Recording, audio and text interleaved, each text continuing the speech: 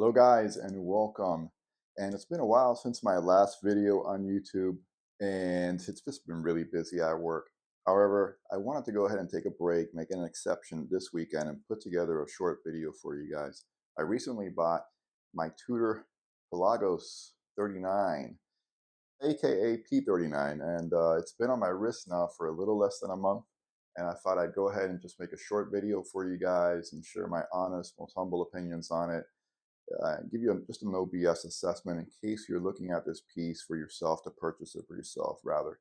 Okay, so without any further ado, I'm just going to go ahead and start getting into it. So I'll put the specs up on the screen in case you guys want to pause the video and check them out for yourself. But when I'm looking for a dive watch, it's very simple, the things that I'm looking for. So first of all, I like to see how the watch is going to wear on my wrist and how it's going to speak to me. And what I mean by that is, okay, so first of all, how much does the watch weigh? And then the bracelet, how comfortable is it? Do all the links all collapse in on themselves? And then I like to look for durability, and I like to see that all the surfaces are brushed out. I like to see all the edges are all chamfered out as well, and there's a sapphire crystal screw down crown at least. And then also legibility is important. I like to make sure that I can tell what time it is at a glance really quickly. And then the proportions, it's all correct, at least to me. It looks, amazing. They really hit it out of the park as far as that's concerned. I mean, if I have to say any kind of complaint, then maybe I could use drilled lugs, but the bracelet wears so well, I'm just going to leave it on the bracelet. All my watches have bracelets anyway, so I'm a bracelet guy. I'm not really into straps or NATOs or anything like that. So there's no need for drilled lugs. And then the dial. I mean, the dial does have a sunburst. I don't like sunburst dials, but honestly, 99% of the time I can't tell. If I'm in the sun, okay, I'll see a little bit of a sunburst or like a strong light that the watch is under. I'll notice a little bit, but that's like 1% of the time. Most of the time I don't notice it. So anyway, if you're like me, you'll be fine with the dial, guys. It's fine. The versatility, since we're talking about the sunburst and all that, the versatility on the piece is phenomenal. I can dress it up. I can wear a button-down shirt and a long sleeve and it'll look fine. And, jeans and a t-shirt. I'm not a fashion guy, all right? I don't know anything about fashion, So, jeans and a t-shirt, shorts and a t-shirt, I can dress it down, go shorts and a t-shirt, it does fine. It's actually very versatile in that spectrum. More versatile definitely than the P42, its larger sibling, and then also also my Submariner. I think it performs better as far, at least with that spectrum, that mid to lower, jeans and a t-shirt down to shorts and a t-shirt. For me it just fits in better. And then looking at the crown here, the first let's look at the crown guards. And to me, they're just freaking amazing.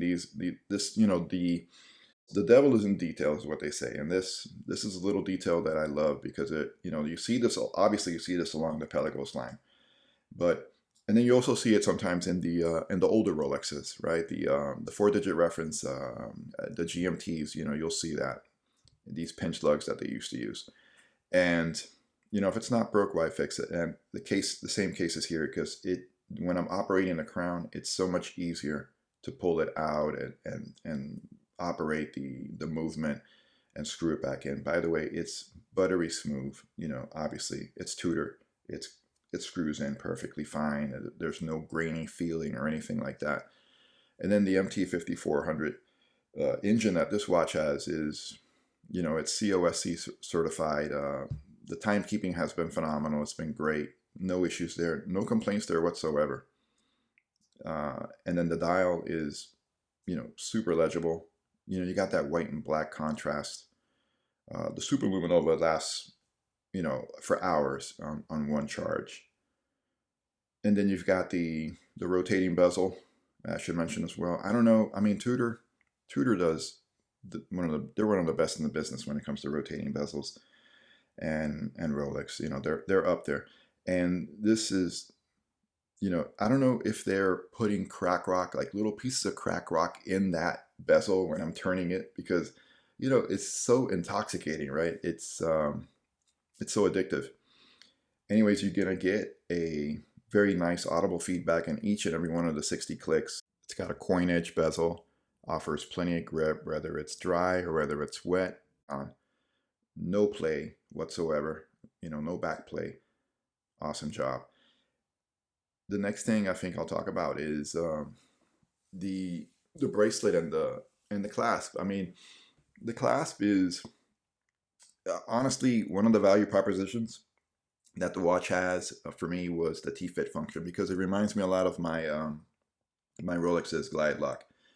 And there's only a couple little issues that I have. Well, number one is when you're operating the clasp and you're going to unlock it, you got to be careful because there's a sharp little shield at the locking side of the clasp, and it will stab you. Okay, it will stab you. So I've gotten used to it. So I just have to be aware of it so it doesn't happen. And then the other thing is the dive, the scuba dive extension link. Sometimes that deploys when I'm operating the T-fit, but I've gotten used to how to operate it a little bit better, and that rarely happens anymore. And I think I should mention also that the clasp itself is it's longer than for example, like an SKX, right? It's almost as long as the case itself. So me, I've got a 6.5-inch wrist, 6 3/4-inch wrist in circumference, roughly.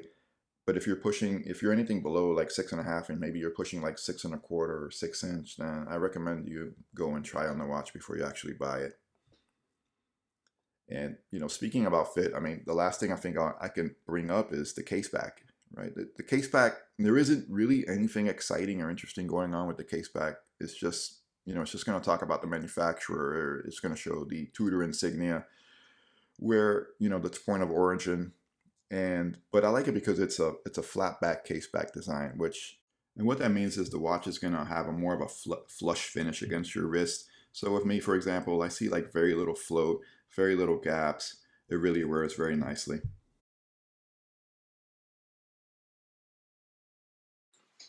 So, okay, Pelagos 39. Yep, guys, this is an epic watch. Honestly, I've been collecting watches now for a little over 30 years, and most of my collection is basically dive watches. That's the theme. Dive watches are the theme of my collection. Now, I mean, this has got everything. It's 200-meter resist, sapphire crystal, full titanium construction, 70-hour power reserve. It's sexy as hell. All the proportions are correct. Yeah, look, if you've made it to this timeline of the video, this end of the video that we are right now, and you're still here watching me, I'm sure you're not watching me because of me, right? I'm sure. Hopefully you're here for the watch. So if you're here for the watch, you like the watch. So rundown. I'll say rundown because these aren't zoo animals, right? Tudor puts these out very slowly onto the shelves, and they seem to fly off the shelves pretty rapidly because people are buying these, right? So at the very least, go down to your local AD if you can and try one on wrist and go from there. See how you feel about it. Yeah. So, I think I'm done. I don't think I have anything further to say about this. So feel free to like and subscribe and leave all your comments and suggestions down below. They're always welcome. I'll be trying to put out more content rather in the future, maybe like once a month or so, and see where that takes me. So thanks again, guys, for watching. Appreciate it very much. I am done, and I am out of here. Peace, guys. Take care.